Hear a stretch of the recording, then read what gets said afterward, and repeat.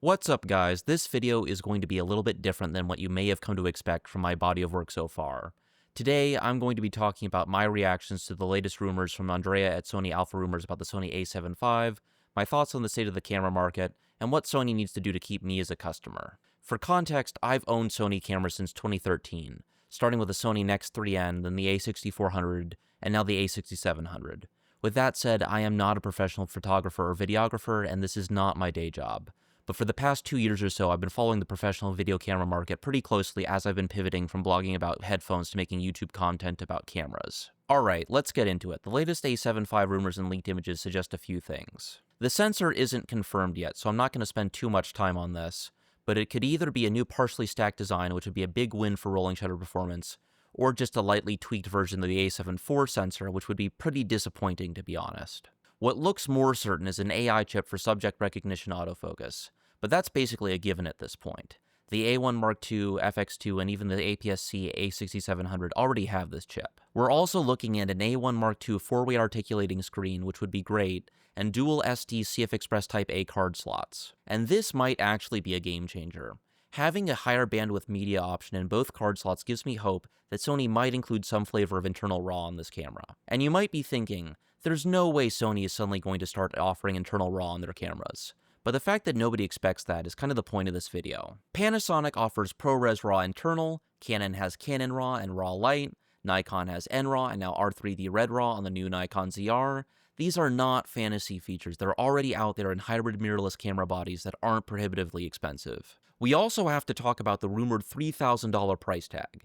That's crazy, this is supposed to be Sony's workhorse full-frame camera. Meanwhile, Lumix and Nikon are selling competitive camera bodies for many hundreds of dollars less. Now, before anyone jumps in the comments with, well, Sony has higher costs because of tariffs, let's look at where these cameras are actually made. Sony does produce a lot of their cameras in China and Thailand, which means that yes, they're exposed to tariff pressures in the US market. But Nikon, most of the Z-series cameras are made in Thailand too. The only real Japan advantage Nikon has left is consolidating premium lens production back at home. And that's optics, not bodies. Plus, it's not like the tariffs on Thailand and Japan are that different.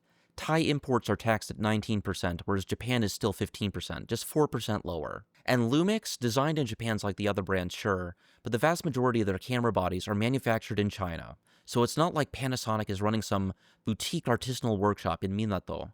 They're running Chinese assembly lines like everybody else. And just a reminder, Chinese imports are currently subject to a 30% tariff, which means that Lumix is subject to the exact same price pressures as Sony. So if Sony is trying to excuse a $3,000 price point on tariffs alone, that just doesn't hold water. This looks a lot more like Sony knowing that they've got the second biggest market share in the industry behind Canon and trying to cash in. And that leads to the bigger issue here. Sony doesn't seem to understand the vulnerable position that they're in. Raw image quality across all modern cameras has surpassed the bar of good. The real competition right now is in features. And when it comes to features, Panasonic is throwing everything at the wall. Best-in-class IBIS, open-gate recording, and surprisingly competent autofocus. My Canon DSLR shooting friend just picked up a Lumix S9 after I showed her too many YouTube videos, and I've had some limited time with it, and I am very impressed. Add anamorphic support, including multiple in-camera D-squeeze options and specialized IBIS modes, and internal ProRes RAW on certain models that now finally works in DaVinci Resolve. The Lumix S1 II, for instance, on paper provides way more value than anything Sony is offering right now. Then let's talk about Canon and Nikon's new releases. Canon C50, OpenGate, and internal RAW. Nikon ZR, internal 12-bit R3D Red RAW for $2,200. But here's where my frustration kicks in. Every one of those cameras comes with a giant caveat that makes them hard to recommend. The S1 II overheats badly in higher resolution OpenGate modes, and to my knowledge it's limited to 10-bit 420 instead of 10-bit 422 in some of those higher resolution OpenGate modes as well. It really should have been released in a larger video-focused body like the S1H. As it stands, it's just not as reliable as the FX3 or FX2 with their active cooling designs. As for the Canon C50, no IBIS. On a small run-and-gun cinema camera, that's a deal breaker. I don't care what anybody says.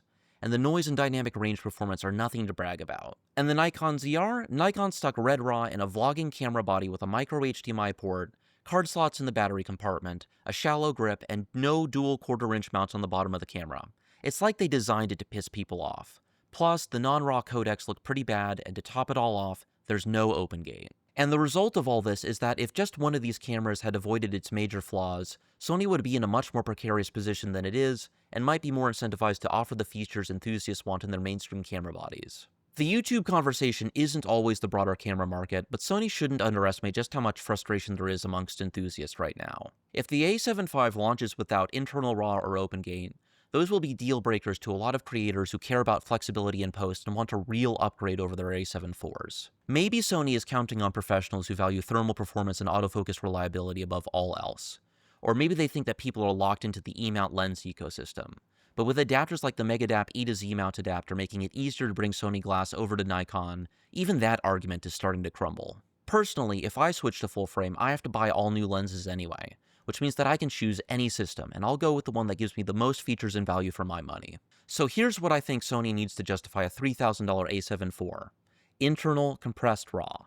12-bit would be fine, but there needs to be internal RAW on this camera. Next, the camera needs a thermal design that can sustain demanding recording modes without throttling. The camera needs improved IBIS, and more importantly, much better rolling shutter performance than the A7 IV. And finally, Sony needs to give us OpenGate recording. End of story. Sony already has the best autofocus and the broadest native lens ecosystem in the industry, but the competition is catching up fast. Sony can do better, and if they don't, they risk losing customers like me. Thanks for watching until the end of the video. I appreciate it more than you know. Until next time, this is Bedrock Reviews, signing off.